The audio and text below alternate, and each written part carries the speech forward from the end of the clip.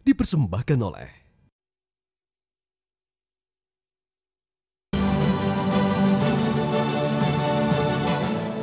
Ibu Ingrid, apa sih sebenarnya ganja yang untuk keperluan medis itu yang kayak gimana sih? Coba lihat dulu ini grafis berikut ini. Bagaimana komentar Ibu? Ya. Ada hemp, ada marijuana. Hemp itu rendah THC-nya itu. Ya, jadi begini, tanaman ganja itu sebetulnya awalnya ada 3 spesies. Ya. Ada spesies Cannabis sativa, Cannabis indica, dan Cannabis ruderalis. Tetapi kemudian ada reklasifikasi lagi, sehingga hanya ada 1 spesies, yaitu Cannabis sativa dengan subspesies dan berbagai variabilitas. Yang banyak ditanam di Aceh yang mana itu? Nah, yang ditanam di Aceh adalah Cannabis sativa. Itu nama spesies Oke. tanaman ganja yang namanya Cannabis sativa. Ya. Nah, Cannabis sativa ini kemudian bisa dibagi 2 lagi, jadi hemp dan marijuana. Ya, Oke. tanaman hemp dan tanaman marijuana. Oke, yang di Indonesia, yang ganja di Indonesia yang mana Yang nih? marijuana memang. Yang tinggi THC-nya itu kadar Ya. apa tuh? Itu adalah suatu zat psikoaktif, ya, yang menimbulkan rasa fly, mabuk, yang intinya Oke. menimbulkan adiksi, kecanduan, itu adalah terutama oleh THC-nya. Jadi yang di Indonesia rata-rata yang marijuana ini? Ya, yang marijuana. Tetapi kita bisa mengembangkan yang hemp seperti di Thailand, Ya. ya. Di mana kalau tanaman yang hemp ini dia mengandung THC yang rendah, kurang dari 0,3%. Yang menurut Ibu benar nggak bahwa ini secara ilmiah berguna untuk pengobatan? Iya, betul. Jadi memang sudah banyak penelitiannya. Jadi yang biasanya digunakan untuk pengobatan itu adalah sebetulnya yang tanaman marijuana, tetapi direkayasa sehingga THC-nya rendah, mengikuti seperti hemp, Ya. menirukan seperti hemp.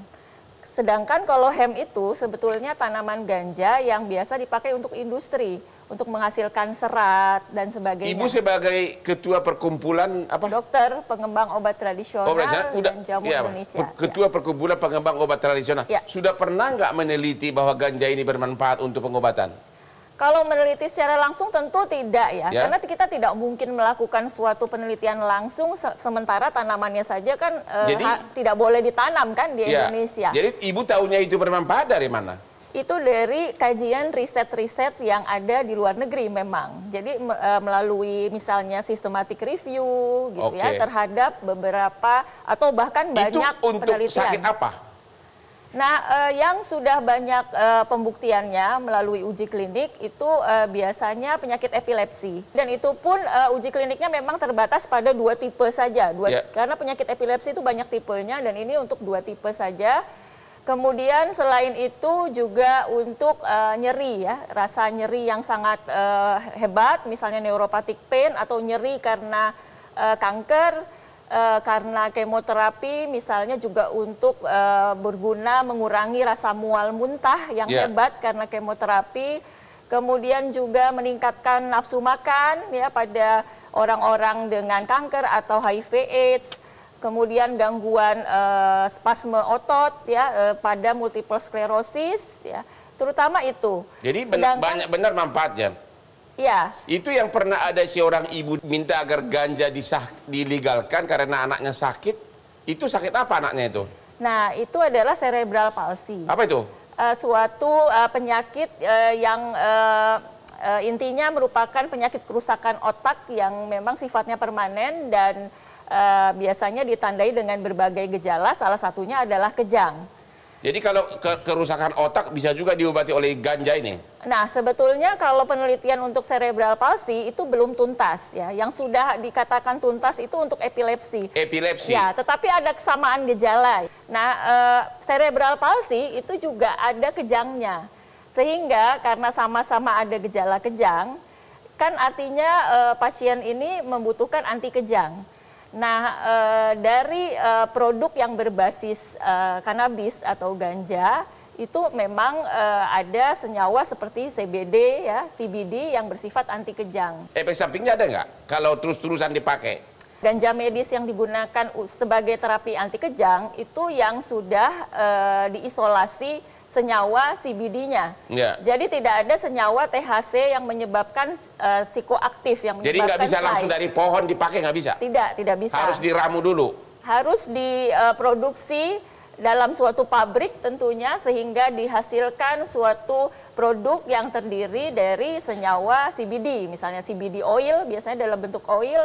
Nah, itu yang bisa dijadikan obat untuk anti kejang. Terima kasih Bu Ingrid. Pak Slamet termasuk orang yang menolak. Boleh tanya saya? Ya banyak. Bapak termasuk yang menolak.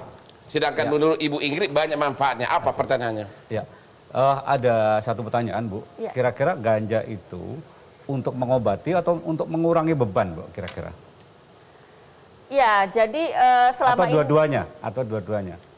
sampai saat ini penelitian kan masih terus berlangsung ya Pak. Iya, Pak. Tetapi memang yang hasil sampai saat ini adalah untuk mengurangi gejala ya sebagai terapi ajuvan. Betul. Jadi yang memperingan tadi ya, misalnya ada kejang, maka diberikan anti kejang misalnya dengan CBD oil yang berasal dari ganja tersebut. Pak Slamet kenapa anti tidak setuju bahwa ganja itu dilegalkan? Ya, karena memang sepanjang Undang-Undang Narkotika belum dirubah golongan 1, Ya. ganja sebagai golongan 1, kita juga harus tunduk kepada Kita setuju itu, tapi secara ilmiah, Ya. secara kedokteran, Oke. Bapak ada bukti nggak bahwa itu tidak berguna? memang Tapi- ada kekosongan hukum Ya. di situ bahwa kalau memang dalam keadaan tertentu memang dibutuhkan untuk pengobatan, Ya. yang disampaikan beliau-beliau tadi itu bahwa memang harus ada breakdown dari pasal 7 dan pasal 8 itu untuk menafsirkan misalnya untuk mekanisme bagaimana menggunakan ganja untuk medis yang benar-benar medis. Kalau dari segi pasal 8, setuju Pak ya? Udah jelas-jelas nggak boleh kan? Nggak boleh. Nggak ada penafsiran lain. Pertanyaan kalau segi peraturan kita lupakan dulu. Ya. Bapak sendiri menolak dari segi kegunaannya. Oke. Apa dasarnya Bapak? Apakah Bapak dokter atau dapat Bapak dari jurnal luar negeri? Kalau saya dari sisi hukum aja, Bang.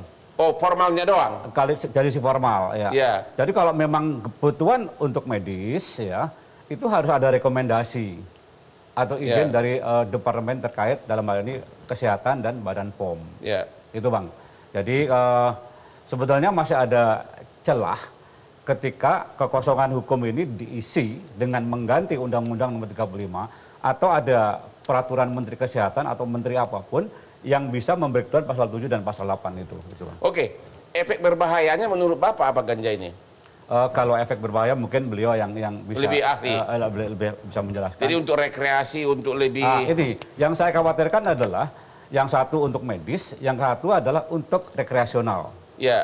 Yang paling berbahaya itu manakala teman-teman yang terbiasa dengan rekreasional numpang pada posisi. Ya, tapi ada nggak, kalaupun rekreasional, sudah ada nggak dari segi medis itu berbahaya?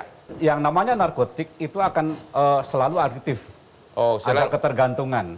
Ketergantungan itu tidak pernah lurus, pasti akan ada angka naik.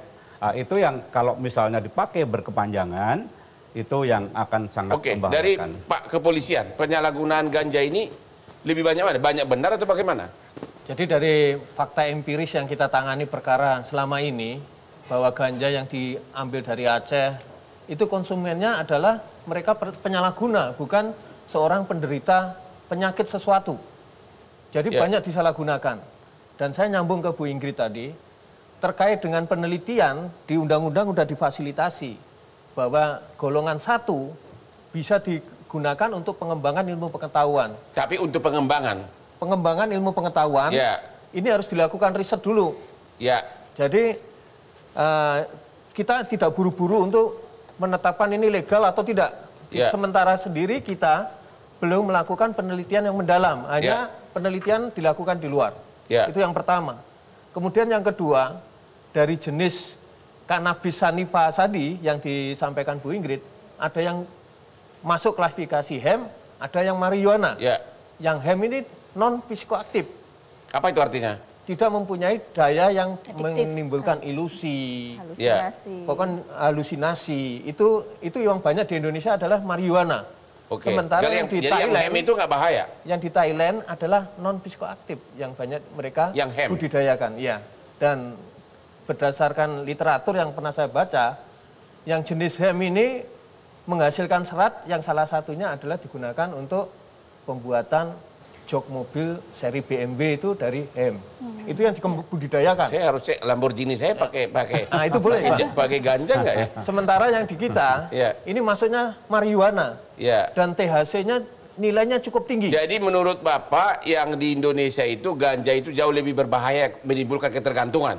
Betul. Oke, kita istirahat dulu. Ketemu lagi setelah yang berikut ini.